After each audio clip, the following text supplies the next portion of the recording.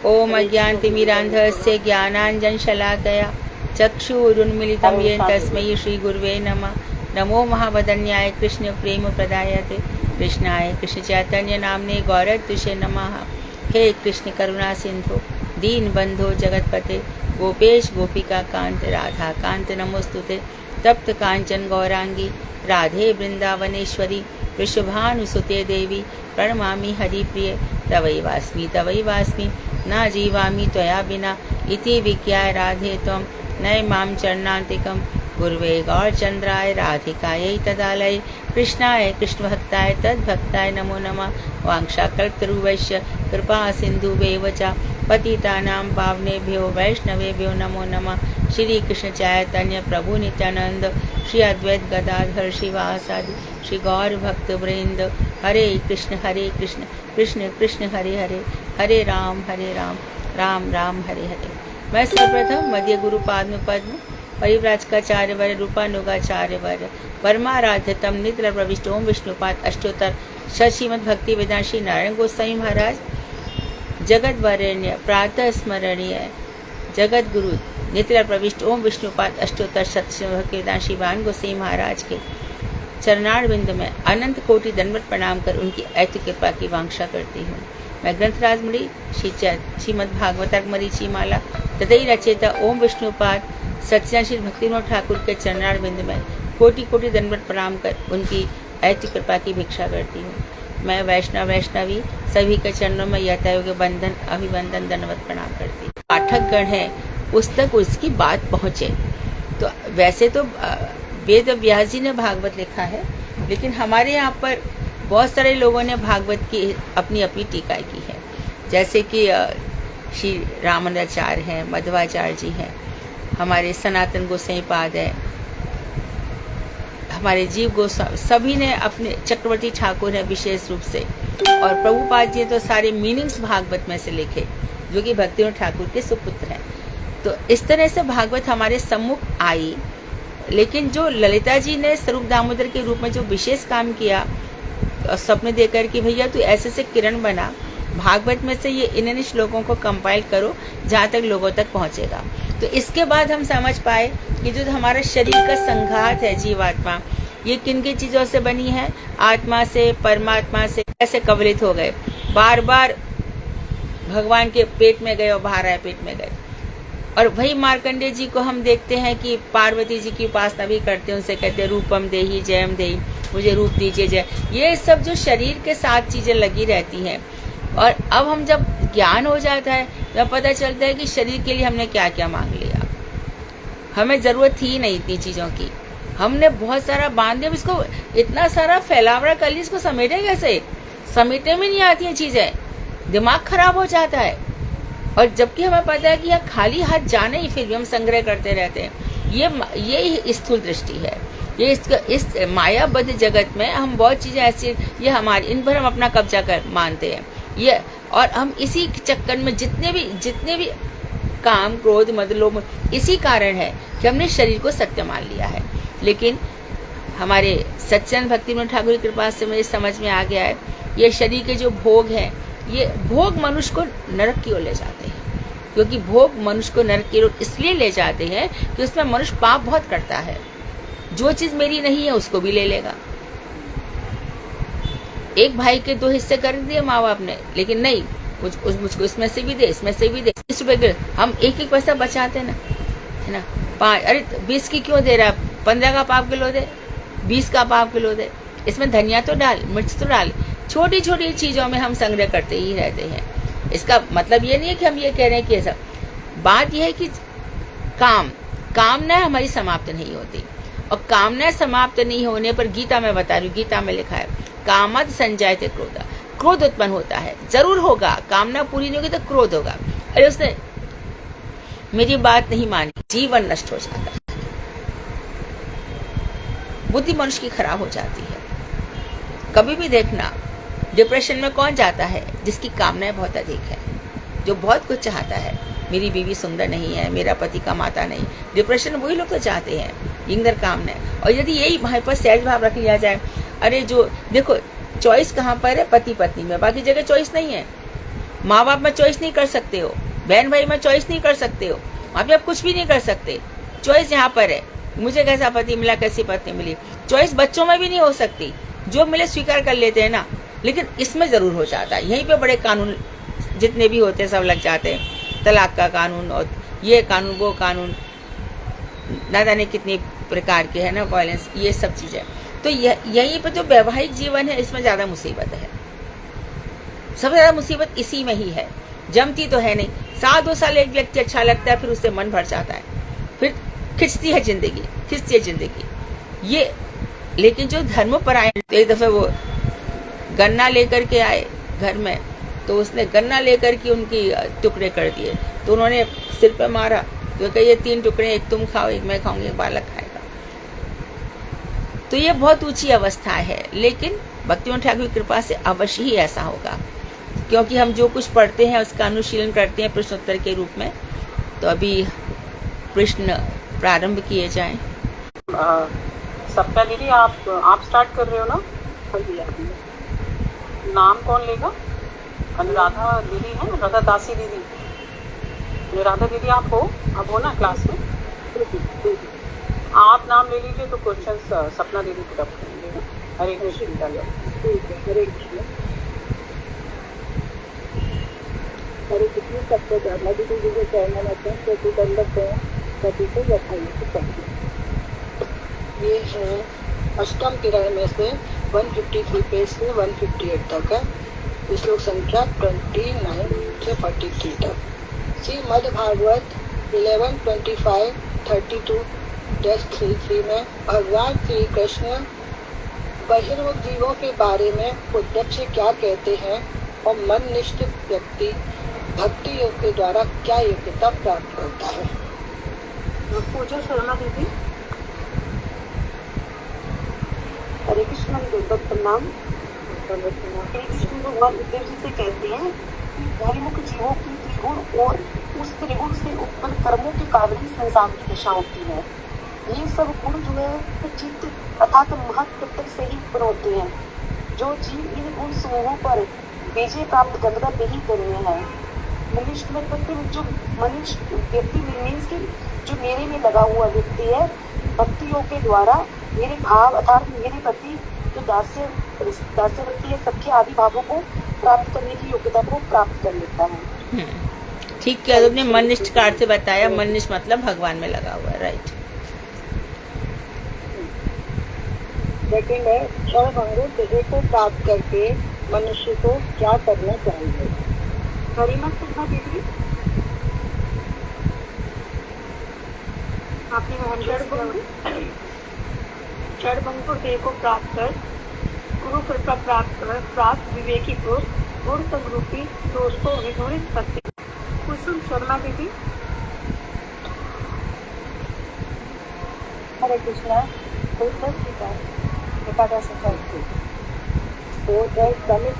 समिष्टि और व्यक्ति स्वरूप विश्व की अनादि संसार रूपी वृक्ष है। इसके बारे में भगवान श्री कृष्ण ने उद्धव को क्या बताया। योगिता शर्मा दीदी।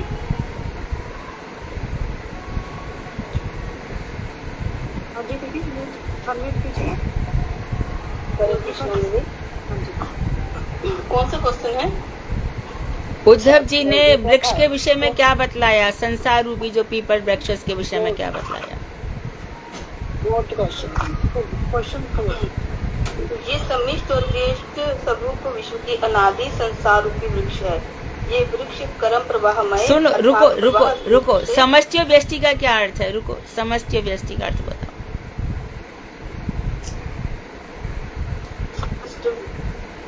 समष्टि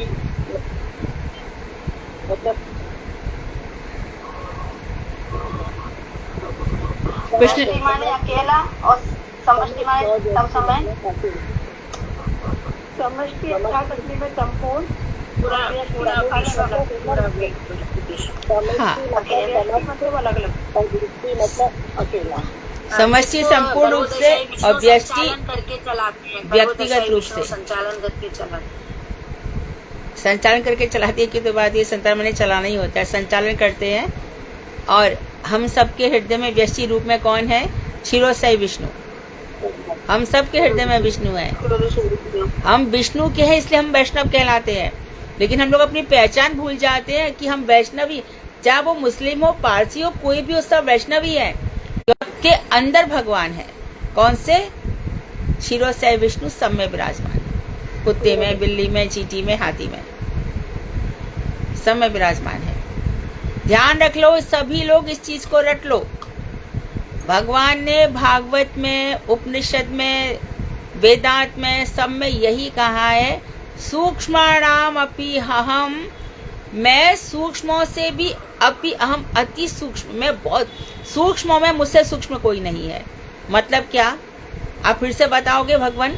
हाँ मैं बताता हूँ। ये कि तुम वेंटिलेशन देखो, सूरज से किरणें आ रही है ना, उसमें तुमको डस्ट पार्टिकल्स दिखते हैं ना, कितने सारे दिखते हैं, ये सब परमाणु है। अच्छा, जैसे अणु है उसके टुकड़े नहीं हो सकते, अर्थात उसका और क्या है? आत्मा बना है अत धातु से। अत मतलब जो व्याप्त है। कहाँ व्याप्त है? पूरे शरीर में जो व्याप्त है। वेदांत इसका उदाहरण देता है चंदन की बिंदु से। जैसे कि हमने अपने मस्तिष्क में हरी चंदन लगाया, लेकिन पूरा शरीर प्रभावित होता है, पूरे शरीर को शीतलता मिलती है। अथवा हमारी कोई सुई चुभ जाती है तो दर्द पूरे शरीर में ही होता है, सुई इतनी जगह चुभी है। वो अलग बात है कि धीरे धीरे दर्द वहीं तक रह जाता है, पूरे शरीर में ही समा जाता है। तो इसी प्रकार से जो आत्मा है हमारे पूरे शरीर में व्याप्त है। कभी कभी पैरों से हाथ की कलाई इतना खून बह गया, तो यहाँ पे कहा कटा था ना हाथ, कलाई तो इधर थी, फिर आदमी क्यों मर गया? तो हमारी आत्मा पूरे शरीर में व्याप्त है, सूक्ष्म शरीर में भी और स्थूल शरीर में भी। तो गर्भों से विष्णु सब में व्याप्त हैं, लेकिन वो बाल का 100वां भाग कर लो पीछे का, उस 100वें भाग में से भी एक भाग की, फिर 100वें भाग की कल्पना कर लो, इस रूप में आत्मा है। अत्यंत अणु, बहुत ही, गीता में भगवान ने कहा है मैं अत्यधिक अणु रूप में हूँ और सब में व्याप्त हूँ, सब में। सूरज में भी वही अणु है, सब में वही अणु है। और उसमें फिर से और एक चीज और देख लो। हाँ, एक चीज और देखो, फिर आप प्रश्न पूछो। जैसे भीष्म पितामह है, ज्ञानी है, बहुत ज्ञानी है, इतने ज्ञानी है वो कि उनको 100 जन्मों की याद है अपने। भरत जी को तो 3 जन्मों की याद है, उनको 100 जन्मों की याद है। 12 महाभागवत में से एक है वो, शैया पर पड़े हैं। कृष्ण से पूछा, याद नहीं आ रहा कि मैंने 100 जन्मों तक कोई पाप किया है? कृष्ण पूछा, और 100 से और पीछे चलो, और पीछे चलो। तो देखो, तुमने एक कहीं पर सांप आता, कहीं पर टिड्डी, उसको उठा दिया था, उठा करके पेट पे रख दिया था, और काफी समय तक वो तरफता रहा। बालकृष्ण महाराज कहते थे, हमेशा ही कहते थे, आप कितने भी उनके लेक्चर सुन लो, आर्टिकल पढ़ लो, जो सहे सो रहे। इस जगत में जो सहनशील है वही रहेगा। प्रतिष्ठा, धन इत्यादि के पीछे दूसरों के साथ बुरा व्यवहार मत करो, कपट मत करो, धोखा मत दो, मैं मत करो। ये शरीर की प्रतिष्ठा की कोई प्रतिष्ठा नहीं है। हमारी प्रतिष्ठा राधा रानी के चरणों में होनी चाहिए। हाँ, अब आप पूछिए प्रश्न। हरे कृष्णा। देखिए, धनुष प्रणाम। हाँ। किसी व्यक्ति में तो जैसे आपने बताया था उस दिन भी, आज भी क्षीरोदकशाही परमात्मा के रूप में रहते हैं। स्मृति में फिर जो है वो गर्भोदय विष्णु संचार करते हैं, और कारण से विष्णु इच्छा करते हैं। सा इच्छत, उन्होंने इच्छा की। अब धीरे धीरे साधना जी भागवत हो जाए ना, क्योंकि आपकी पोटेंसी है, फिर आप वेदांत पढ़ना। आगे प्रश्न पूछा जाए। इसको पूरा नहीं किया, अभी पूरा कर दें इसको। हाँ करो, उत्तर पूरा दो। हाँ मैं बीच में बोल दिया, सही बात है। ये कर्म प्रवाहमय अर्थात प्रवाह रूप से नित्य शुभ अदृष्ट सौभाग्य और दूर अदृष्ट दुर्भाग्य, इन 2 प्रकार के फलों का प्रस्तुत करता है। पाप और पुण्य इसके 2 बीज हैं, शत वासनाएं इसकी जड़ है, त्रिगुण ही इसके त्रिनाल तने हैं, पंचभूत इसके 5 स्कंध है, 5 विषय और 5 रस है, सुख दुख इसकी प्रस्तुति अथवा अर्थात इसके 2 फल हैं, 11 इंद्रियाएं इसकी 11 शाखाएं हैं। ये वृक्ष पर जीवात्मा तथा परमात्मा नामक 2 पक्षी रहते हैं। वात पित्त कफ इसके 3 वक्तक यानी छाल है। ये संसार रूपी वृक्ष सूर्य मंडल तक फैला हुआ है। अभी 5th क्वेश्चन है, इस संसार वृक्ष का फल का सेवन कौन करते हैं और कौन आस्वादन करते हैं और गुप्त भाव से कौन सा फल लगता है? सीमा यादव दीदी। हरे कृष्णा, दंडवत प्रणाम दीदी। लौकिक व्यवहार में रजकामी पुरुषगण इस संसार वृक्ष के दुख रूपी एक फल का सेवन करते हैं। इसमें सुख रूप निवृत्ति नामक दूसरे फल का वन में रहने वाले सन्यासी गण आस्वादन करते हैं। यह संसार रूपी फल वृक्ष में गुप्त भाव से और भी एक फल लगता है जो मैं स्वयं हूँ। ठीक है, किसने दिया ये आंसर किसने दिया ये? मैंने दी सीमा यादव। सीमा, तुम्हें इतनी जल्दी कैसे पता चल गया? तुमने आज ही क्लास ज्वाइन करी है ना? नहीं दीदी, मैं आपकी क्लास काफी टाइम से सुन रही हूँ। अच्छा ठीक है, फिर ठीक है। हाँ, ठीक पहले भी आंसर दिया है मैंने। ठीक है, ठीक है। 6th क्वेश्चन है, क्षीर नीर के विचार करने में चतुर्वेदों के तात्पर्य यथार्थ तात्पर्य को से कौन अवगत होते हैं? ललिता देवी साक्षी जी।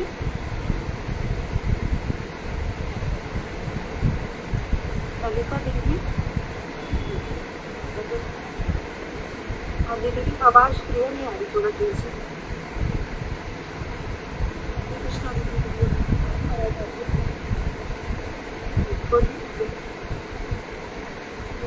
के विचार एवं दोनों को अलग अलग साधन लेने धर्म दुनिया ऐसे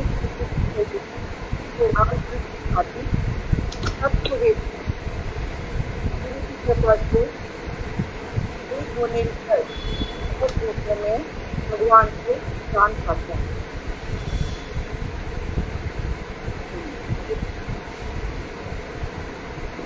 मेरी आवाज नहीं आई। आवाज नहीं आ रही आपकी? आवाज क्लियर नहीं। बद्ध और मुक्त जनों का भेद बतलाइए। संसार रूपी वृक्ष की तुलना किससे की गई है और पीपल के वृक्ष पर 2 पक्षी कौन कौन से हैं, उनके बारे में बताएं। हिंदू लेखा दीदी, इसमें एक क्वेश्चन रह गया दीदी, एक क्वेश्चन रह रहा बीच में। हाँ सॉरी। हाँ तो पहले ये पूछ लो, बाद में उसको पूछो। पहले इसको बता दो, बाद में उसको पूछ लेना।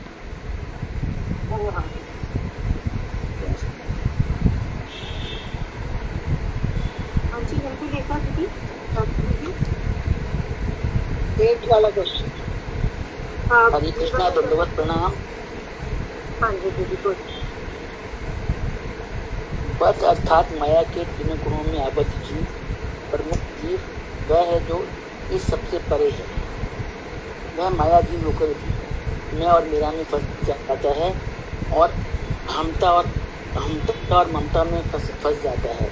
जबकि मुक्त जीव जो है इन सब के बीच में रहते हुए भी इन सब में आसक्ति नहीं रखता है। संसार रूपी वृक्ष की तुलना पीपल के वृक्ष से की गई है। उस वृक्ष पर बैठे 2 पक्षी, एक आत्मा यानी कि जीव और दूसरा परमात्मा।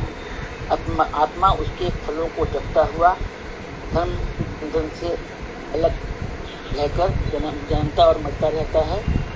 धर्म बंधन में कर्म बंधन में उछलकर और कर्म बंधन में उलझकर जन्मता और मरता रहता है। जबकि परमात्मा अपने ही बल से बलवान होकर उसके हर कर्म पर दृष्टि रखता है और उसको और करता हुआ उसको कर्म का फल स्वयं देता है।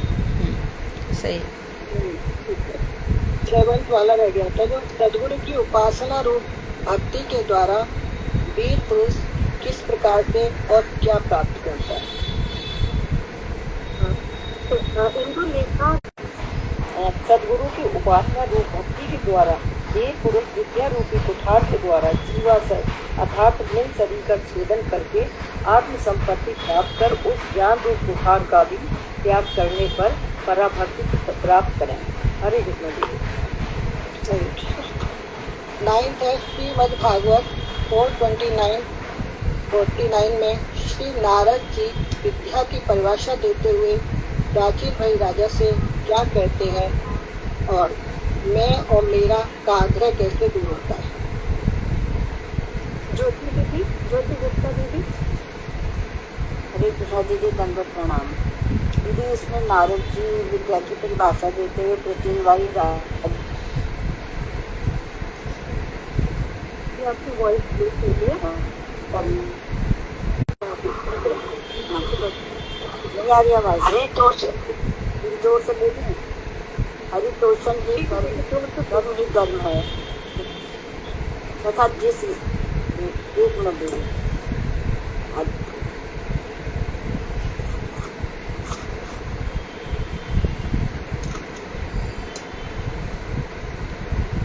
आगे तो चलो। पता नहीं कहाँ। हाँ जी, हरे कृष्णा दीदी, आवाज आ रही है अब? हाँ आ रही है। इसमें नारद जी से प्राचीन वायु राजा से कहते हैं कि हरितोषण कर्म ही कर्म है तथा जिस विद्या के द्वारा हरि में मति लगती है उसी का नाम विद्या है, बाकी तो सब अविद्या ही है। और जब तक जीव आप ये तो अगले प्रश्न का आ जाएगा आंसर 10वें का। 10वें का मैं और मेरा का आग्रह कैसे दूर होता है? ये 10वें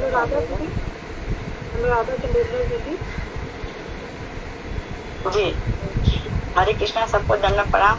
जब तक जीव आपके अभय पद चरण बिंदों का आश्रय ग्रहण नहीं करता तभी तक उसे धन, घर, शरीर तथा बंधु बांधवों की रक्षा के निवृत्त भय होता है और इसी कारण ही उसे शोक, स्पृहा, आसक्ति और विपुल लोभ होता है तथा उसका सारे दुख का मूल कारण स्वरूप मैं और मेरा नामक असत आग्रह दूर नहीं होता है। क्वेश्चन 11, महाराज ध्रुव जी ने श्रीमद् भागवत 499 में भगवान से क्या? जब तक भगवान के चरण कमलों का आश्रय ग्रहण नहीं करेंगे, शरण ग्रहण नहीं करेंगे, तभी तक उसे, यानी जब तक हम भगवान के शरण ग्रहण नहीं करेंगे तब तक हम घर, अपना धन संपत्ति, घर और शरीर और इसकी रक्षा के लिए जो हमेशा भय बना रहेगा कि हमारा घर टूट जाएगा, कि हमारा शरीर नष्ट हो, हमारे दुख नष्ट हो जाएगा, तो इसकी में भय बना रहेगा हमेशा ही। और इसी कारण से हमें शोक, इस प्रकार शक्ति, विपुल लोभ होता है। तो फिर इसी से हमें इसका लोभ होता है कि हमें नष्ट नहीं हो जाए, यह लोभ हमेशा बना रहता है। और यही कारण है हमारे सारे दुखों का, के मूल और मेरा का। अनन्य आश्रय, हम भगवान को अनन्य जब तक संपूर्ण रूप से उनका आश्रय नहीं लेते हैं। आगे 11 है, महाराज ध्रुव जी ने श्रीमद् भागवत 499 में कि भगवान से क्या कहा? शैला दीदी, शैला खंडेलवाल दीदी। हरे कृष्ण, दंडवत प्रणाम। महाराज जो भगवान से कहते हैं, आप जन्म मरण के बंधन से छुड़ा देने वाले कल्पतरु हैं, जो अन्य तुच्छ फलों की प्राप्ति के लिए आपकी उपासना करते हैं। उनकी बुद्धि निश्चय ही आपकी माया से ठगी गई है। जिन वस्तुओं की प्राप्ति नरक में भी हो सकती है, वे सुदुर्लभ मनुष्य शरीर को प्राप्त करके भी शवतुल्य शरीरों के द्वारा भोगा जाने वाला इंद्रिय और ऋषियों के संसर्ग से उत्पन्न सुख रूपी फल को प्राप्त करने की इच्छा करते हैं। क्वेश्चन 12, भगवान एक होते हुए भी अनेक रूपों में कैसे प्रकाशित होते हैं और नित्य होते हुए भी असत शक्तियों के द्वारा आपको किस रूप से देखते हैं? हरे कृष्णा दीदी, दंडवत प्रणाम। यहाँ पे बता रहे कि अलग अलग प्रकार की लकड़ियों में से एक ही अग्नि जिस प्रकार अनेक रूपों में प्रकाशित होती है, उसी प्रकार हे भगवान, आप अनेक रूपों में प्रकाशित होने पर भी एक ही हैं और आप अपनी विचित्र गुणशालिनी माया शक्ति द्वारा प्रकृति का सूक्ष्म शरीर आदि मतलब अशेष तत्वों में अंतर्यामी रूप में प्रवेश कर उन वस्तुओं के असत गुणों में नाना रूप में अवतार लीला में प्रकाशित होते हुए भी आप नित्य सत्य हैं, किंतु देखने वाले अपने असत चक्षुओं के द्वारा आपको देवत्रयक रूप में देखते हैं। तो भगवान की बहुत सारी लीला और बहुत सारे अवतार हैं, तो लोग समझते हैं कि यही अवतारों में ये, जबकि भगवान देव तिर्यक पशु पक्षी सभी रूपों में भगवान है, यानी भगवान सब जगह व्याप्त है। नेक्स्ट। ग्रंथकार किस भाव से पुरुष रूपी भगवान को नमस्कार करते हैं। सत्यवती चौहान दीदी। हरे कृष्ण दीदी, दंडवत प्रणाम। मेरे अंतःकरण रूपी भगवान को मैं आपको मैं नमस्कार करता हूँ। हरे कृष्ण दीदी, दंडवत प्रणाम। कमेंट 14। भगवान अपने चरण कमलों का भजन करने वालों के प्रति किस प्रकार अनुग्रह करते हैं? साधना दीदी। हरे कृष्णा दीदी, नमोद प्रणाम। भगवान श्री हरि अपने चरणों का पदार्चय लेने वालों के प्रति अनुग्रह इस प्रकार करते हैं कि अपनी दिव्य शक्ति के द्वारा अनेक नामों से अनेक रूपों में प्रकट होकर अनेक प्रकार की लीलाएं करते हैं। बचपन किरण उदय किरण और नवन किरण में से पहला वाला है। इस किरण में किस जीव के लक्षण बतलाए गए हैं? सिंधु लेखा दासी दीदी। ये दूसरी दीदी।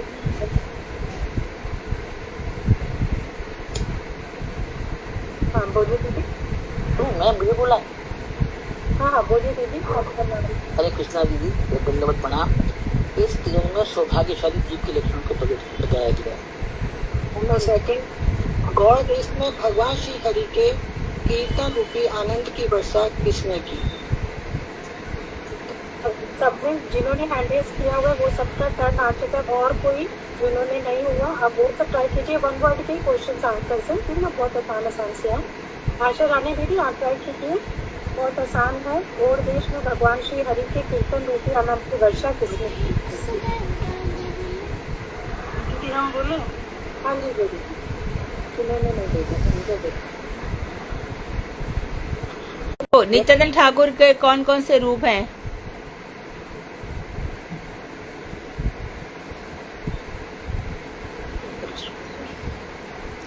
नित्यानंद ठाकुर कौन कौन से रूपों में? शंकरचरण, हाँ शंकरचरण प्रभु जी, हाँ बलराम भैया, अनंत देव, कारणरूप साई विष्णु, लक्ष्मण जी, लक्ष्मण जी, और महासंकर्षण। राम जी, बलराम जी वही है। बलराम छोटी बहन, छोटी बहन, अनंग मंजरी रूप। हर प्रकार अलंग मंदिर। ठीक है। उनकी हर प्रकार से सेवा भी करते हैं ना भगवान के हर रूप धारण करके। नंबर 3, व्यक्ति के भय का क्या कारण है और यह किस प्रकार का अनर्थ है, उसको कैसे दूर कर सकते हैं? अनीता त्यागी दीदी आप क्वेश्चन देते हैं, आप बोलिए ना। अनीता दीदी त्यागी दीदी आसान है, बुक है 160 दीदी ने आज से आई है दीदी। आज ही ग्रंथ दिया था मेरे को, समझ नहीं आ रहा कहाँ से दीदी 160 पेज है। ठीक है कोई बात नहीं। और पहला वाला अभी देखिए। अच्छा ठीक है, आपसे कुछ और क्वेश्चन वो भी तो। कहाँ थी इतने दिनों से अनीता, आप कहाँ थी? दीदी मैं उधर यूपी में गई हुई थी दीदी। बच्चों के ना फंक्शन थे तो मैं 1 साल के हो गए थे, तो वहाँ पर हम 1 महीने से उधर ही थे दीदी। ठीक है ठीक कल ही आए हम लोग। कोई बात नहीं, ठीक है, वेलकम बैक। हरे कृष्ण जी।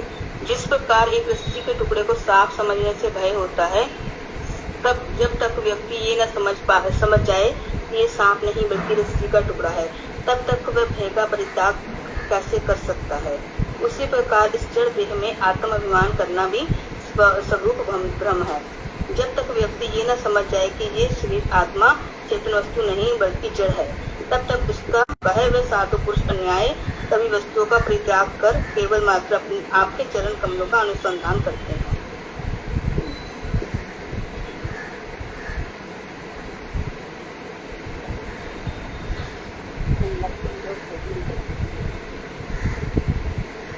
नेक्स्ट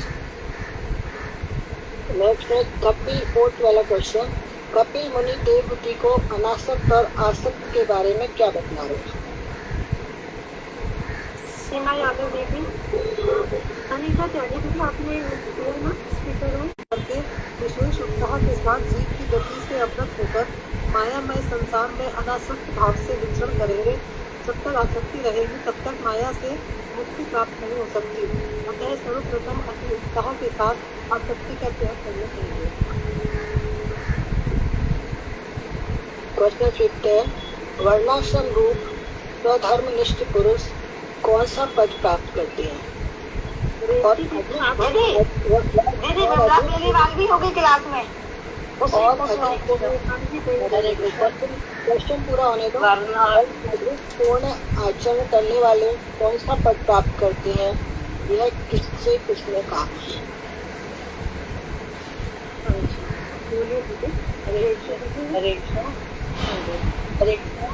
श्री रुद्र पदवक्ताओं से कहने लगे, वर्ण आश्रम रूप सधर्म निष्ठ पुरुष 100 जन्म के बाद ब्रह्म का पद प्राप्त करते हैं। यदि और अधिक इन आचरण हो तो वह मुझे अर्थात मेरे रुद्र पद को प्राप्त करते हैं, किंतु अन्य भक्तों को इस प्रकार और आधिकारिक देवता किस प्रकार से वैष्णव पद प्राप्त करते हैं? आधिकारिक देवता का मतलब क्या है?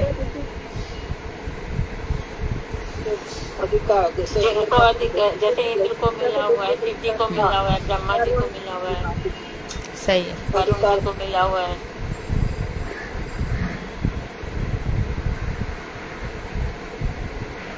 उनका अधिकार का समाप्त हो जाता है। दीदी जैसे कि सूर्य एक है, जैसे सूर्य को ताप देना होता है, चंद्रमा को शीतलता देना होता है, ब्रह्मा जी का कार्य सृष्टि करना होता है, महादेव जी का प्रलय करना, ये आधिकारिक कार्य इनको बोलेंगे। देखो कितनी गहरी बात है कि हम कहते हैं शिव शिव शिव, और अभी हमें पता चला कि ना जाने कितने रुद्र हो जाते हैं। जो भी 100 भागवत में क्या कहा गया, 100 वर्षों तक जो वर्णाश्रम धर्म का पालन करता है वो ब्रह्मा पोस्ट पर, और उससे अधिक पालन करने वाला रुद्र पोस्ट पर। इसलिए जो सदाशिव तत्व है वही एक ठीक है, बाकी सब तो सृष्टि के लिए अधिकार का काम कर रहे हैं, ऑफिसर्स हैं, सब ऑफिशियल ड्यूटीज कर रहे हैं। तभी तो दीदी एक बार ब्रह्मा जी सभा में जाते हैं तो कहते हैं ब्रह्मा जी मिलने आए हैं, अंदर जाके कहना, तो वो श्री कृष्ण जो है वो भेजते हैं कि कौन से ब्रह्मा जी? चतुर्मुख ब्रह्मा है, कहते होंगे 100 मुख वाले ब्रह्मा है, अरब मुख वाले ब्रह्मा की भी खबर आती है। अरब मुख में कहते होंगे ना वो कि हाँ, बहुत सारे कई कल्पों में कई कोटि ब्रह्मा है। दंडवत प्रणाम। कहाँ थी आप इतने दिनों से? नहीं, मैं आती हूँ रोज पर मैं सुनती हूँ। अच्छा, ठीक है, बोलिए। मुझे समझ नहीं आती पूरी, मैं कल का अपने क्वेश्चन आंसर पढ़ती रही थी, मुझे समझ नहीं आती। ठीक है, कोई बात अभी मैं ये पूछ रही हूँ, नहीं मुझे थोड़ी समझ आनी शुरू हुई, फिर मैं अच्छी तरह सीख लूँ पहले। तो मैं ये पूछना चाहती हूँ, शिव और सदा शिव में क्या अंतर है? ये हाँ, पहले ये क्वेश्चन पूरा हो जाए। हाँ, क्लास पूरी हो जाए उसके बाद ही। हाँ, उसके बाद आप बताइए, उसके बाद बताइए। मेरी कौन से भक्त वाला क्वेश्चन 6।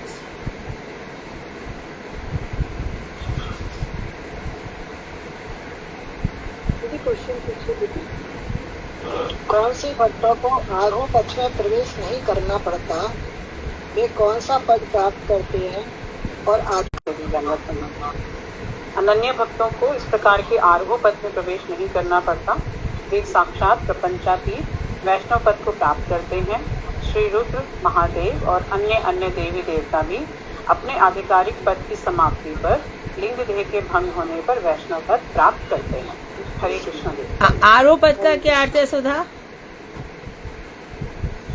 आरोह पद वो होता है दीदी जो नीचे से ऊपर की ओर चल रहा है, जिसको कि हम वैष्णव लोग फॉलो नहीं करते हैं। और अवरोह पद उसको कहते हैं जो कि ऊपर से नीचे आ रहा, मतलब ज्ञान भगवान कृष्ण से होता हुआ, हमारे गुरु वर्गों से होता हुआ, आचार्यों से होता हुआ हम जैसों तक पहुंचता है, वो अवरोह पद।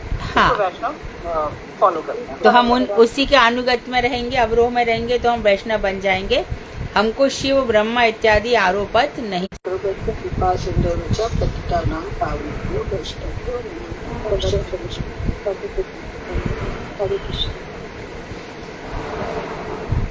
दस 12 मिनट ग्रंथ 2-3 श्लोक पढ़ लें क्या? हाँ सुधा, तुम लोग बोल। कर सकते हैं, हमारे पास 12 मिनट है अभी 4 बजने में। हाँ तो और 2-3 श्लोक। उसके बाद फिर आज की, हाँ जी, भागवत कथा जो है वो अनुराधा दीदी का जो 18वां अध्याय 18वां अध्याय जो बाकी रह गया था वो अनुराधा दीदी कल कर लेंगी। आज 19वां अध्याय सपना दीदी करेंगे, क्योंकि सपना दीदी फिर अगले 3 दिन बिजी है तो वो क्लास में भी नहीं आ पाएंगी, तो मैंने अनुराधा दीदी से रिक्वेस्ट करी थी, तो आज सपना दीदी करेंगी 19वां अध्याय, और कल बाकी का 18वां अध्याय अनुराधा दीदी करेंगे। उसके आगे फिर हमारा एज इट इज अपने क्रम से चलेगा। हरे कृष्ण दीदी, धन्यवाद। हरे कृष्ण माता जी, फिर मेरा तो प्रश्न का उत्तर दे दीजिए ना। आपको चीजें समझ में तो आती नहीं है, फिर आप समझोगे कैसे? आप तो बोले आपको चीजें समझ में ही नहीं आती। आ रही है ना, कथा सुन रही हूँ। आपको नहीं समझ में आ रही है तो आप सुन क्यों रही हैं? हाँ, समझ आ रही है ना माता जी, थोड़ी थोड़ी आ रही है ना, धीरे धीरे आएगी ना। अब मैं सुनती हूँ फिर पढ़ती हूँ, फिर मुझे समझ आ जाती है। आप बताइए ना, इतना तो बताइए, शिव और सदा शिव में क्या अंतर है? मैं क्लास के बाद बता पाऊंगी। सुधा कौन सा श्लोक है आज? के बाद दीदी आज हमारा पेज नंबर 4 श्लोक, नवम किरण। नवम किरण का 4था श्लोक है जी। अच्छा ठीक है।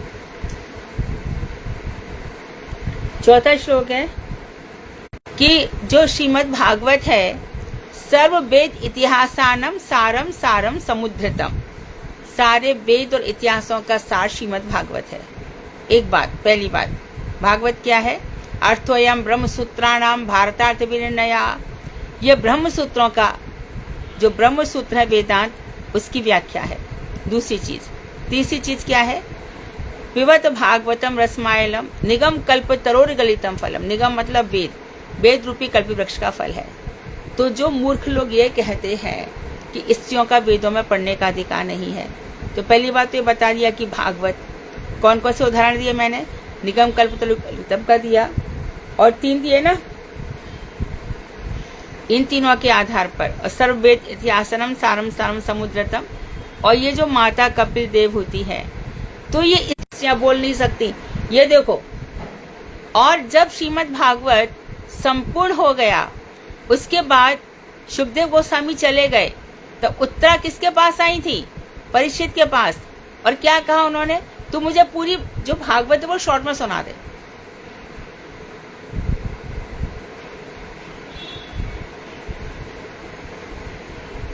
यहाँ कुंती देवी श्री कृष्ण से प्रार्थना कर रही है, विपदा शश्वता संतु, हमेशा मुझे विपत्तियां मिलती रहे।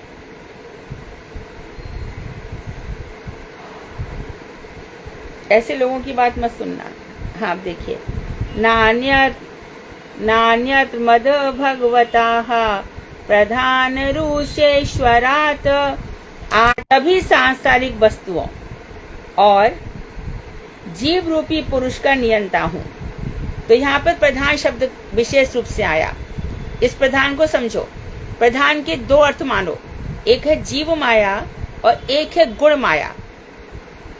गुण माया त्रिगुणात्मक, जो सत्वगुण तमोगुण रजोगुण है, और तो ये होगी जड़ प्रकृति, अर्थात सभी सांसारिक वस्तुएं, ये प्रधान है। तो जीव, जो संसारी जीव, व्याघ्र, बाघ, सांप, अजगर, ये सब शरीर भगवान के द्वारा 84 लाख बनाए गए हैं। क्योंकि इस चैप्टर का नाम है सौभाग्यवान जीव के लक्षण। सौभाग्य मतलब खाली इतना सा भाग्य नहीं है तेरा, सौभाग्य, 100 भाग्य हुए हैं, इसलिए तुम भगवान की तरफ मुड़े हो। 100 भाग्यों से भगवान की तरफ मुड़े हो। तो भगवान कह रहे हैं कि मैं नियंता हूँ और मैं साक्षात भगवान हूँ, तथा समस्त प्राणियों की मैं आत्मा हूँ। मैं जो परमात्मा हूँ, तो ये जो अंश रूप में सब मुझसे निकले हैं, सब ममैवांशो जीव लोके जीव भूतः सनातनाः। तो जो लोग अब अच्छे से याद रख लें, तुम एक ही आत्मा हो, मरने के बाद भी तुम वही हो, मरने से पहले भी तुम वही थे, हमेशा तुम वही होगे। ऐसा कभी नहीं था अर्जुन। जब रहे हैं, कर्म बना रहे हैं, भोग रहे हैं, हम सुख दुख से कभी ऊपर नहीं उठ पाते, क्योंकि बहुत सारे कर्म बना लिए हैं। हम चालाकी करते हैं, हम झूठ बोलते हैं, हम ये सब कर्म कौन भोगेगा?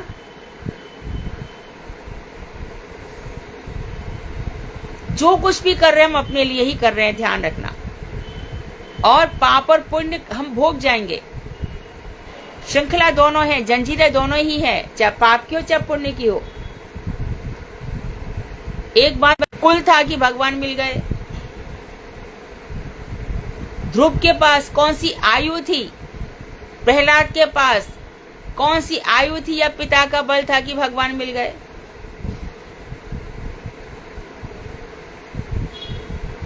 तो भगवान किससे मिले? जिसने भगवान को अपना माना।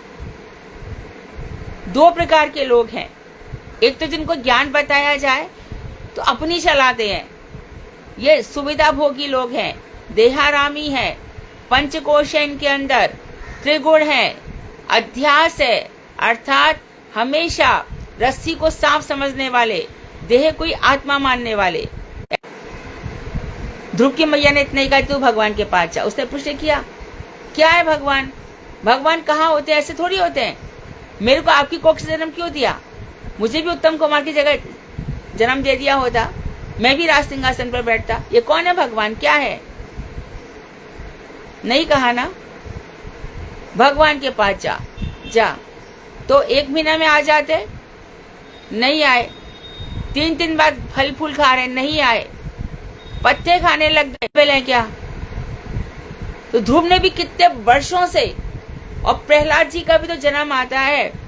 प्रहलाद को मान लो हम सतयुग में मान भी लें, तो भी तो वहां पर कह रहे हैं कि प्रहलाद ने पिछले जन्म में, दोनों पति पत्नी थे, भूल से नरसिंह मंदिर के बाहर आ गए और दोनों ने व्रत कर लिया। तो उनके भी तो कितने जन्म थे, और हम तो कब से जी रहे हैं, सोचो।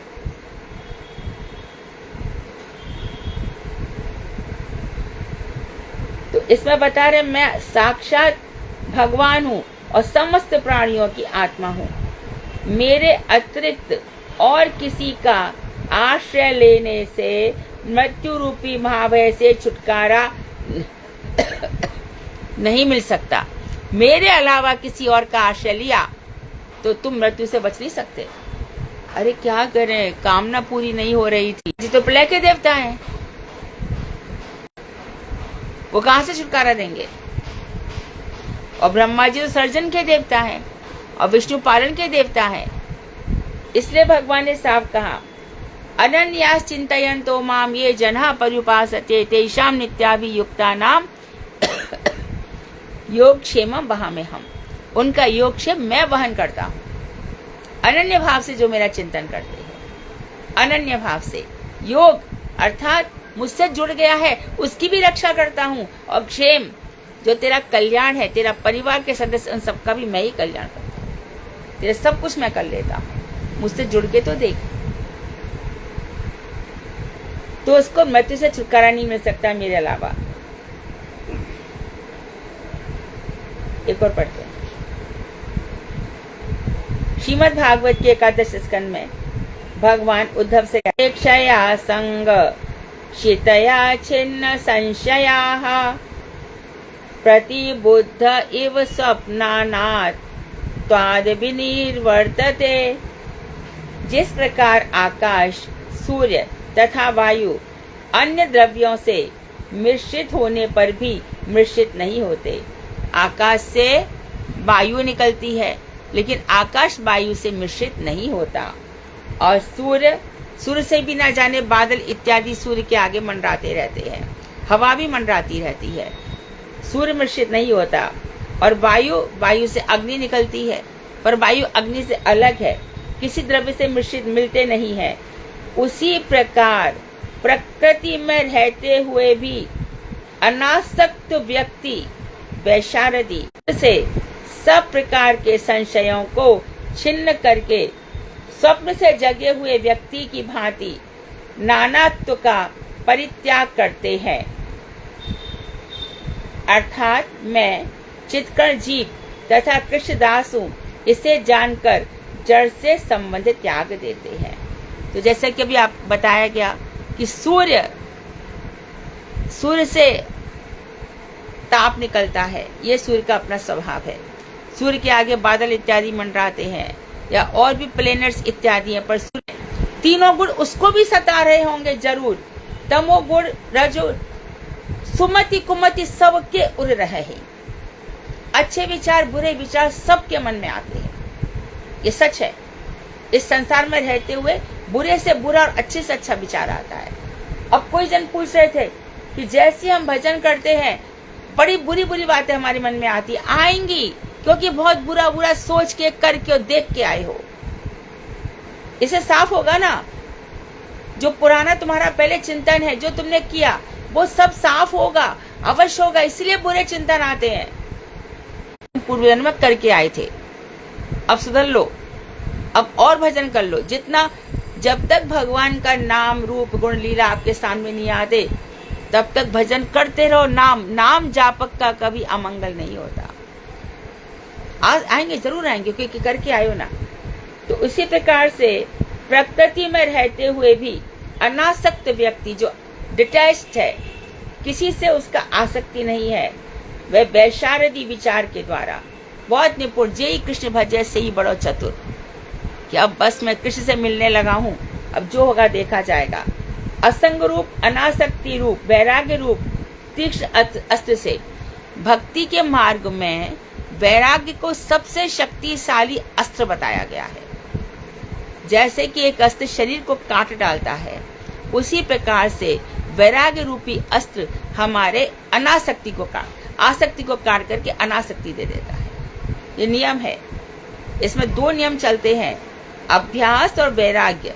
प्रैक्टिस करो और वैराग्य की, अरे चलो ना एक दफे जीवन में देखेंगे, देख लो, वहां पर चले गए। निश्चित रूप से भारतीय तो भारत की जीत चाहेगा, पाकिस्तान की जीत चाहेगा। पग पग पे वहां पे छक्का चौका लगेंगे, आउट होंगे, और उसी के हिसाब से हृदय की धड़कनें चलेंगी। और भक्त क्या कहेगा, मूर्ख, आज तू भारत में कल पाकिस्तान में जन्म ले लेगा, इन्हीं समय फंसा रहेगा। क्या फन है इसमें, बता दो। ज्ञान बल ने भी फन ढूंढ लिया तूने। हमारे प्रहलाद जी को फन कहाँ पे मिल रहा था? वो भी अपने बच्चों के साथ कुश्ती और कबड्डी कर सकते थे, उस समय भी ये खेल थे। भगवान के ध्यान में लगे। वैराग्य नहीं होता लोगों को, आप कितना भी देख लो, कहां से वैराग्य होगा? विषय लोगों का तो अन्न खाते हैं, कहां से वैराग्य होगा? कैसा कैसा हम लोग, वो तो अच्छा है कि हम इस मार्ग में तो भगवान को प्रसाद दे करके हमारा जो विषय का संसर्ग है वो खत्म हो जाता है। तो अस्त्र से सब प्रकार के संशयों को, जो भी संशय है, संशयात्मा विनश्यति, जो संशय करता है उसका तो विनाश हो जाता है। नामे भक्त प्रणश्यति, मेरा भक्त मुझ पर संशय नहीं करता, जिज्ञासा जरूर करता है, डाउट नहीं करता। तो जितने भी संशय उनको छिन्न कर देता है। और जिस प्रकार स्वप्न, जब कोई व्यक्ति स्वप्न देखता है और जाग जाता है तो उस व्यक्ति की भांति नानत्व का परित्याग करते हैं, अर्थात स्वप्न देखने वाला भी मैं ही था, जो जागा हूँ वो भी मैं ही हूँ। मैं जो लेटा पड़ा था पर स्वप्न में मैं बात भी कर रहा हूँ, कहीं जा रहा हूँ, आ रहा हूँ, क्या क्या देख रहा हूँ। वो देखने वाला एक तो नानत्व का, अरे जो मैं देख रहा था स्वप्न वही मैं जागा हूँ, कोई और नहीं था स्वप्न में। तो परित्याग करते हैं। उसी प्रकार मैं चित्तकर जीव हूँ तथा कृष्णदास हूँ, इसे जानकर मनुष्य जड़ से, स्वप्न से वो अपना संबंध त्याग देता है। उसी प्रकार से अनासक्त व्यक्ति का जड़ जगत से संबंध छूट जाता है।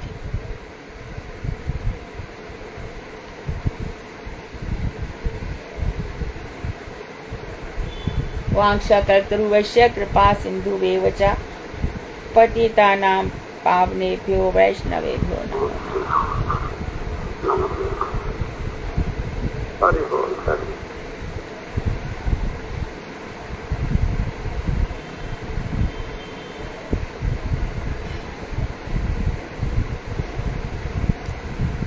भागवत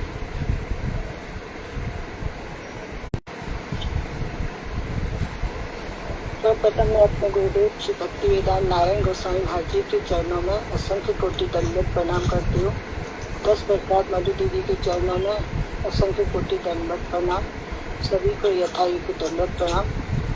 हरे कृष्ण कृष्ण कृष्ण हरे हरे, हरे राम राम राम हरे हरे। श्रीमद् भागवतम स्कंद 5 अध्याय 19 पेज नंबर 182। किम पुरुष का वर्ष का और भारत वर्ष का वर्णन। श्री सुखदेव जी ने राजा परीक्षित से कहा कि किम पुरुष में परम भागवत हनुमान जी जगत के कारण लक्ष्मण जी के बड़े भाई सीतापति भगवान श्री रामचंद्र जी के चरणों के सानिध्य में अपने चित्त को बड़ी बात युक्त करके किन्नरों के सहित नित्य निरंतर उनकी सेवा करते हैं। वहाँ गंधर्व भगवान श्री रामचंद्र जी की परम कल्याणमयी कथाओं का गान करते हैं। हनुमान जी उन कथा चरित्रों को बड़ी प्रीति के साथ में आर्य लक्षणशील बताए नमा उपेक्षित आत्मा उपासित लोकाय नमा साधुवाद निकषयणाय नमो ब्रह्म देवाय महापुरुषाय महाराजाय नमः इति। हम ओंकार स्वरूप पवित्र कीर्ति भगवान श्री रामचंद्र जी को नमस्कार करते हैं, जिनमें सत्पुरुषों के स्वभाव और सदाचार विद्यमान है, जो सर्वदा संयम चित्त है और लोक रंजन के लिए लौकिक आचरण का अनुकरण करते हैं, जो साधुता की परीक्षा के लिए कसौटी के समान है, जो समस्त साधुओं के मुकुटमणि हैं, जो ब्राह्मणों के भक्त हैं। ऐसे महापुरुष राजाओं के राजा श्री रामचंद्र जी को हम ओंकार बीज मंत्र से उच्चारण के साथ पुनः नमस्कार करते हैं। जो माया के संबंध से रहित विशुद्ध अनुभव स्वरूप है, जो वेदांत में अद्वितीय रूप में विख्यात है, जिनका इंद्रियों से दर्शन नहीं किया जा सकता है, केवल शुद्ध चित्त से उनके अप्राकृत रूप को जाना जा सकता है। जो रावण किसी मनुष्य के अतिरिक्त किसी और के द्वारा नहीं मारा जा सकता था, उनका वध करने के लिए अपने ही स्वरूप में आनंद का उपयोग करते हैं। उन्हें सीता जी के ग्रह का दुख किस प्रकार से हो सकता है? वे त्रिलोकी में किसी भी विषय में आसक्त नहीं है, वे भक्तों की आत्मा है, उनके परम बंधु हैं, सब ऐश्वर्य श्रीपूर्ण भगवान वासुदेव हैं। उन्हें स्त्री के विषय में कैसे विषय हो सकता है? कैसे लक्ष्मी स्वरूपी सीता का परित्याग कर सकते हैं? मनुष्य शिक्षा के लिए ये सब उनके भारी लक्षण हैं। सत्कुल में जन्म ग्रहण करना सौंदर्य, वाक् चातुरी, बुद्धि अथवा सदयोनि, ये सब श्री रामचंद्र जी की प्रसन्नता के कारण नहीं हो सकते। सभी को अपने अंतःकरण में परब्रह्म श्री रामचंद्र जी का ही भजन करना चाहिए, चाहे वे देव हो, मनुष्य हो, पशु पक्षी हो आदि क्यों ना हो। उनके भजन के लिए कठोर तप की आवश्यकता नहीं है, वे थोड़े ही भजन में संतुष्ट हो जाते हैं। जब अपने दिव्य धाम वैकुंठ में जा रहे थे, तब समस्त अयोध्या वासियों को वो अपने साथ में ले गए थे। भगवान की महिमा अचिंत्य है। वे अनुग्रह करके अपने आत्मवेद भक्तों को शिक्षा देने के लिए भारतवर्ष के बद्रिका आश्रम क्षेत्र में नर नारायण मूर्ति के रूप में प्रकट होकर धर्म, ज्ञान, वैराग्य, ऐश्वर्य, इंद्रिय संयम, पांचरात्र नामक सात नामक तंत्र में देवर्षि नारद जी 5 रात्र का सावर्णी मनु को उपदेश करते हुए भारतवर्ष की वर्ण एवं आश्रम धर्म के अनुयायी प्रजा के साथ परम भक्ति भाव से भगवान नर नारायण की सेवा और भगवान का गुणानुवाद करते हैं। देवर्षि नारद नर नारायण की आराधना करते हुए इस प्रकार गान करते हैं कि विश्व की सृष्टि, स्थिति, पालन प्रलय के कर्ता होकर भी वो कर्ता के अभिमान से रहित है। जो देह में रहते हुए भी वो प्यास आदि धर्मों से अभिभूत नहीं होते हैं। दृष्टा होने पर भी जिनकी दृष्टि अंत काल में क्लेश के कारण स्वरूप देहात्मा का अभिमान छोड़कर भक्ति योग के द्वारा निर्गुण आप में अपना चित्त लगाएं। भगवान हम आप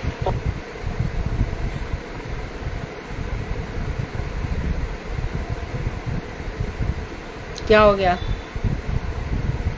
के प्रति मैं और मेरा की बुद्धि से समर्पित है। प्रेमा भक्ति देकर इस अहंता ममता का छेदन कर दीजिए। विषयों के प्रति जो हमारी स्वाभाविक आसक्ति है, हमारी वही आसक्ति वही अनुराग आप में हो। सुखदेव जी कहते हैं, परीक्षित इलावर्ती के समान इस भारत अनेक पर्वत और नदियां मले मंगल ग्रह नील गोकामुख इंद्रियों की और कामगिरी पर्वत आदि अनेक अतिरिक्त इनके अतिरिक्त सैकड़ों हजार पर्वत हैं और इनके तट प्रांत से निकलकर असंख्य नदियां प्रभावित हो रही हैं। ये नदियां अपने नाम मात्र से ही जीवों को पवित्र करने वाली हैं। भारतवासी इन नदियों का मन से स्मरण करते हैं, कभी कभी जाकर इनका स्पर्श और इनमें स्नान भी करते हैं। इस वर्ष में जन्म ग्रहण करने वाले पुरुषों को अपने किए हुए सत्वरज तमोगुण के अनुसार देवी, मानसी और नारकी आदि नाना प्रकार की योनियां प्राप्त होती हैं।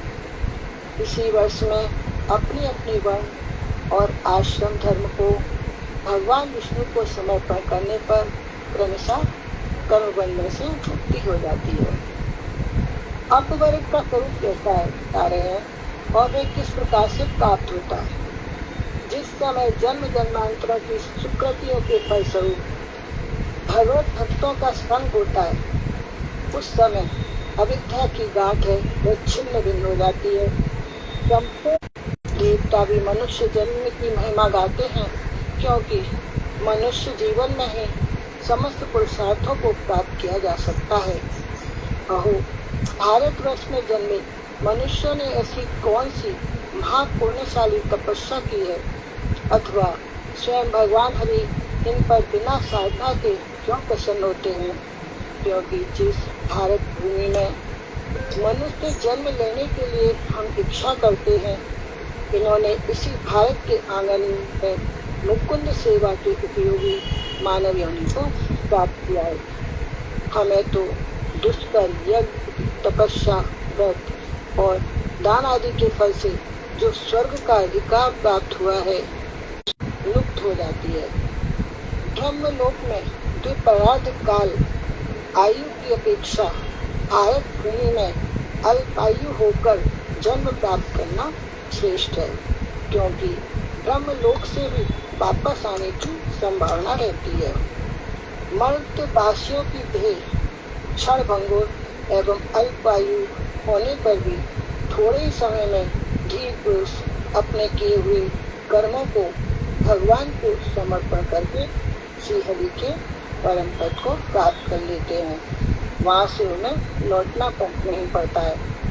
जहाँ पर भगवत कथा रूपी सुधा सरिता प्रभावित नहीं होती, जहाँ उनके उद्गम स्थान भगवत भक्त साधु जन निवास नहीं करते और जहाँ पर नृत्य गीत आदि के द्वारा महोत्सव के साथ ये विषय श्री हरि की कीर्तन यज्ञ से पूजा नहीं की जाती, वे चाहे ब्रह्मलोक में क्यों न हो, सुमेधावी जन वहाँ कभी निवास नहीं करते हैं।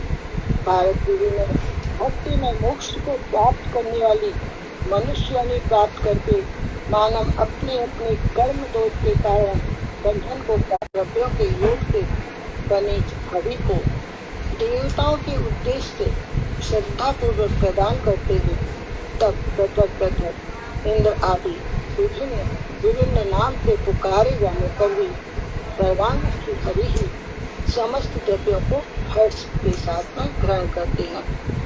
सकाम भक्त भगवान से जब कुछ मांगते हैं तो भगवान उनकी मांगी हुई वस्तु तो प्रदान कर देते हैं, ये सत्य है, किंतु जिससे पुनः पुनः कामनाओं का हृदय में उदय न हो, वे वैसा वर प्रदान नहीं करते। भगवान के चरण कमल समस्त इच्छाओं को पूर्ण करने वाले हैं। हम तो यज्ञ, वेद अध्ययन और अन्य अन्य सत्कर्मों के अनुष्ठानों के पूर्ण फल से स्वर्ग आदि सुखों का भोग कर रहे हैं। यदि इन पुण्यों का किंचित मात्र फल भी बचा हुआ हो, तो हमारी यही प्रार्थना है कि हमारा भारतवर्ष में ही हरि स्मरण के उपयोगी मानव जन्म हो, क्योंकि भगवान हरि इस वर्ष में भक्तों का सब प्रकार से कल्याण करते हैं। हरे कृष्ण। वर्ष में जहाँ हनुमान जी रहते हैं और भारतवर्ष में यहाँ नदियाँ, पर्वत इत्यादि हैं, तो भारतवर्ष भगवान को अत्यधिक प्रिय है, जहाँ पे सबको अपने कर्मों का फल मिलता है। तो ये जो हम आए हैं अपने कर्म भोगने के लिए, लेकिन भगवत भक्त का कोई कर्म नहीं रहता, भगवत भक्त का कोई कर्म नहीं रहता। और मानो भगवत भक्त की देखी जाती है कि बहुत अधिक बीमारी है या इसके अंदर ये सब है, तो समझ लेना चाहिए कि बहुत सारे जन्मों का इस समय समापन है, अपना अंतिम कुछ हरे कृष्णा दीदी, धन्यवाद, प्रणाम। हाँ। मेरे को एक दो क्वेश्चन पूछने थे दीदी। हाँ, पूछो।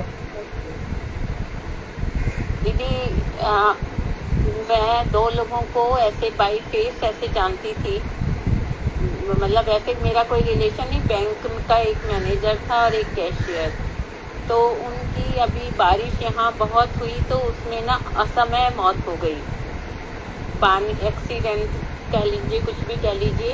हाँ, हाँ। एसयूवी में थे, वो गाड़ी जो है वो पानी में फंस गई और लॉक कर दिया। अच्छी बात।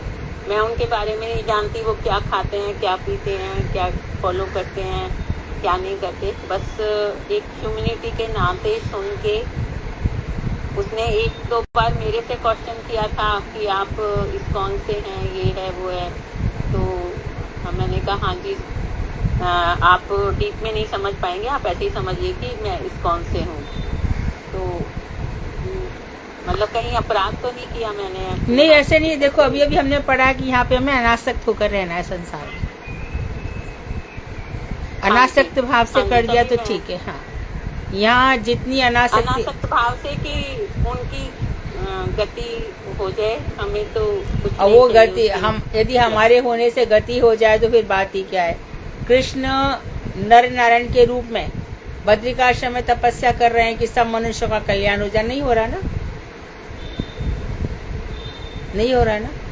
सबके कर्म इतने जटिल हैं, इतने जटिल कर्म में इतने कॉम्प्लिकेशंस हैं कि उनकी रक्षा नहीं, जिसके नाम से किया उनको फल तो जरूर मिलेगा, ये निश्चित है, परंतु कृष्ण कितना लेंगे वो हम नहीं जानते, लाभ उनको होगा। ठीक है दीदी। और एक दीदी और पूछना था, जब कल परसों पूछा था मैंने कि जो हमारी राधा कृष्ण की ड्रेसेस होती हैं वो भी कई बार फेडेड हो जाती हैं या रेडीमेड ही हम लेते हैं तो वो खराब भी हो जाती हैं, तो उनका भी क्या किस तरीके से करें? पहनाते हुए भी गिल्टी फील होता है। और क्या करना चाहिए? किसी के गुरुजी ने बताया होगा क्या करें? किसी गुरुजी ने बताया कुछ? हाँ, परंतु वहाँ पर है ना, दूसरे वगैरह बोलते हैं कि हमें दे दिया करो, हम वो आते हैं ना बंगाली लोग, उनको दे दिया करेंगे, वो लोग मांगते हैं। पर वो कह रही है कि बहुत ही फेडेड हो गई है, पहनाने लायक ही नहीं है। विसर्जन कर दो। महाराज जी तो यही कहते थे कि विसर्जन कर दो उनका, लेकिन एक साइड में करना ताकि कोई मतलब पड़े। नहीं नहीं कपड़े बच्चों नहीं, गलत है, ये ऐसा नहीं, गलत है। बिल्कुल अपराध है ये, नहीं। बिल्कुल अपराध है, भगवान की वस्तु को नहीं। सुना था, मैं किसी वैष्णव से सुनी थी दीदी कि जैसे कि कहीं पे अपना गांव हो या जैसे घर के आसपास हो, गड्ढा खोद के उसको अच्छे से रख के और उसमें डाल देना चाहिए मिट्टी के अंदर, फिर उसको मतलब मिट्टी कवर कर देना चाहिए। जैसे जगन्नाथपुरी वगैरह में होता है। हरे कृष्ण दीदी, यही मैंने सुना था कि गड्ढे में गड्ढा खोद के ना उसमें दबा देना। महाराज जी तो यही कहते हैं, प्रवाहित करते हैं।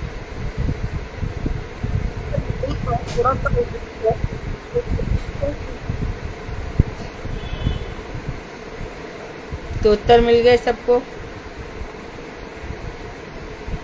विसर्जन का भी बातें ठीक है, कोई गलत नहीं है। दीदी जैसे अब हम ये भागवतम लिख रहे हैं या आप जो ग्रंथ पढ़ाते हैं वो हम लिखते हैं, तो दीदी हम मरने के बाद उनका क्या होगा? वो जो हम लिख रहे हैं वो उसको भगवान पर छोड़ दो।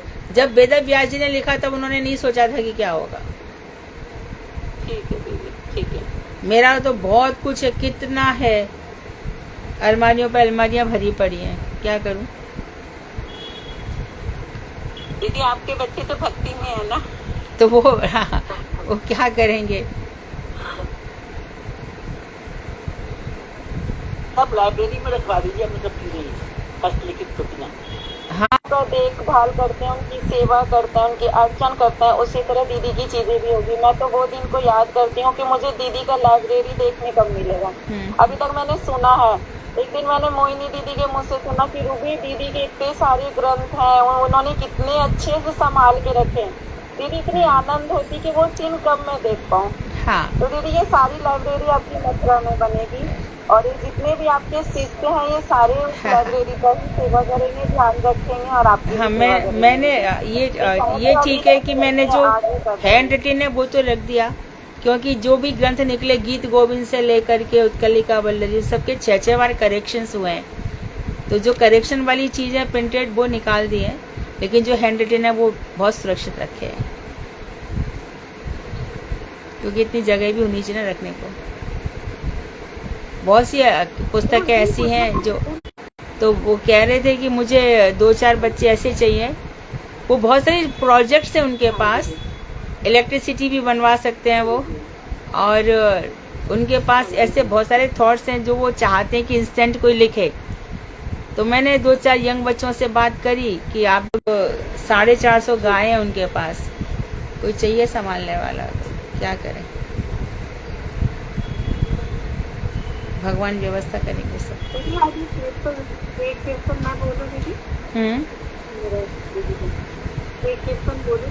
हाँ, गाओ। नगर कीर्तन है। बड़ो सुखीर खबर गाई, बड़ो सुखीर खबर गाई,